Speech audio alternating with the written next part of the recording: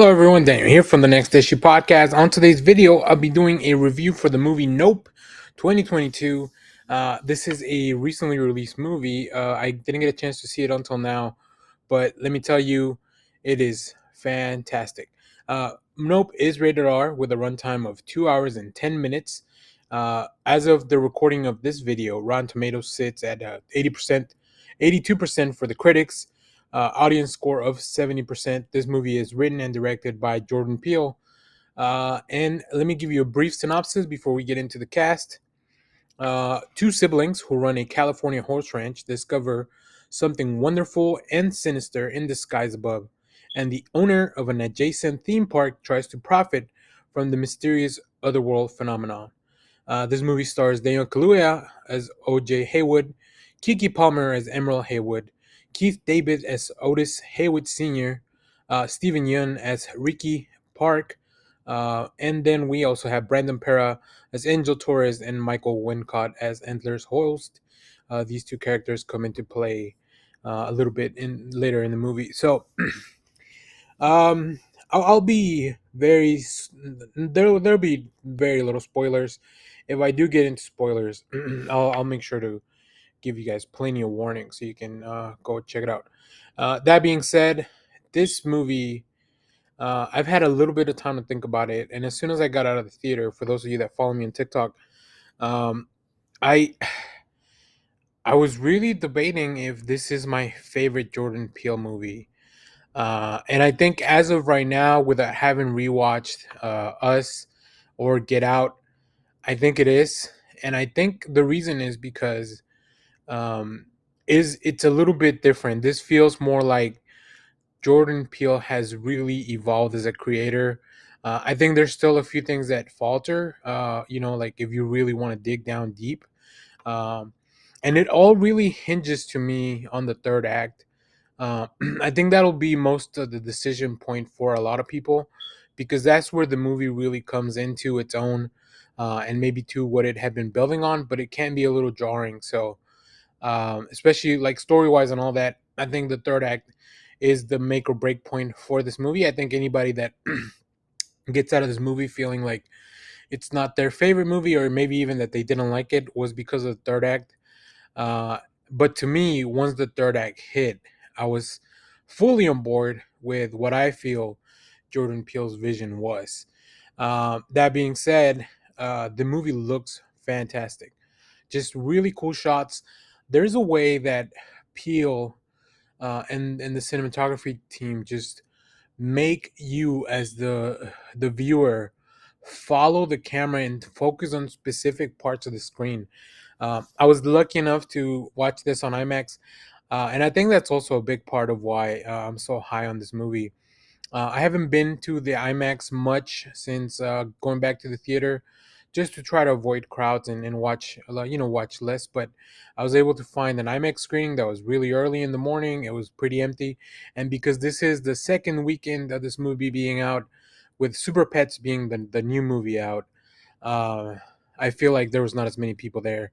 I actually it was pretty empty when I got there. So I love going to the theater really early in the morning. So yeah, watching this on IMAX definitely helped. And the movie is a little bit meta about even making like filmmaking and stuff. There are definitely aspects of this movie that are scary and disturbing, but I would not call this a straight up horror movie. Um, to me, it really felt like sci-fi thriller with really just splashes of horror in there. Um, Once again, the performances I think were great. Daniel Kaluuya is just fantastic. Kiki Palmer, I'm not as familiar with, but I really liked the arc that her character had. Because at first I was like, oh, I don't like her at all, like just as a character.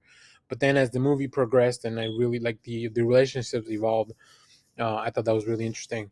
I think Steve Yeun also gives a great performance, just as far as setting the mood of the story that we're going through. But one of the standouts was Brandon Perez, this Angel Torres character. Um, Really fun stuff. Really brings a lot of levity and intrigue to the story. Um, So yeah, I highly recommend you go check this out.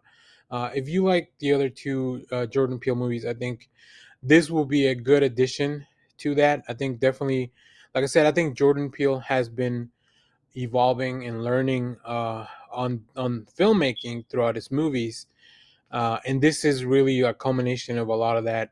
Whether you and at this point, he has found the very signature storytelling way.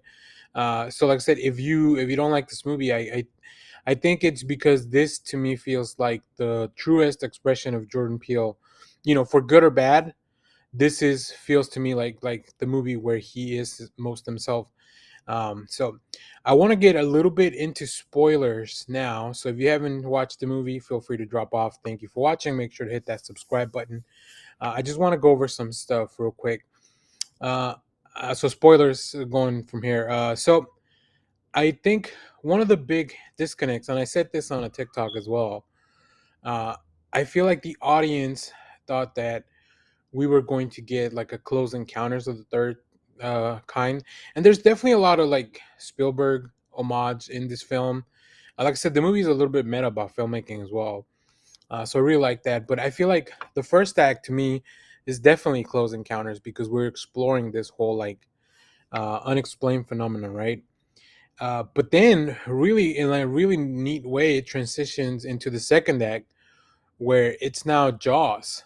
We we get glimpses of this this thing, this phenomena, this creature, whatever you want to call it, and then they are attacked, and there's conflict. Like it's very much Jaws if you really go back and take a look. Um, I think the part that may have lost some people is that into the third act, this becomes an anime. Specifically to me, just in the way I received it, this becomes Evangelion, where you have these regular people, base level humans trying to defeat in Evangelion. They fight angels with this giant mechs. Now, obviously, this didn't go as far as that, but the way the creature evolves and then the way it looks, it very reminiscent to me of Evangelion, which really cool stuff. We also get this really cool reference to Akira with the bike slide, which Jordan Peele has talked about in some interviews, and I think that part is where a lot of the audience may have disconnected as far as like the story got really really weird and really kind of crazy, but that's usually in the arc of some of these anime, right? It's the way they go. So but I think that's the part that connected to me the most because when I figured out what I think Jordan Peele was trying to do, I was like, oh, this is great. I love it. This is not something he's done before, at least not nothing that I noticed in his previous work. So very much enjoyed that. But you guys let me know what you think down in the comments if you've seen this movie. Um, and as always, thanks for watching, everyone. Remember to share, like, subscribe, hit the bell so you know when we go live. That is most Sundays, 10 a.m. Central Standard Time. Stay tuned because we have more comic reviews, trailer reactions, TV recaps, all that fun stuff here in the channel. And as always, thanks for watching, everyone. Bye.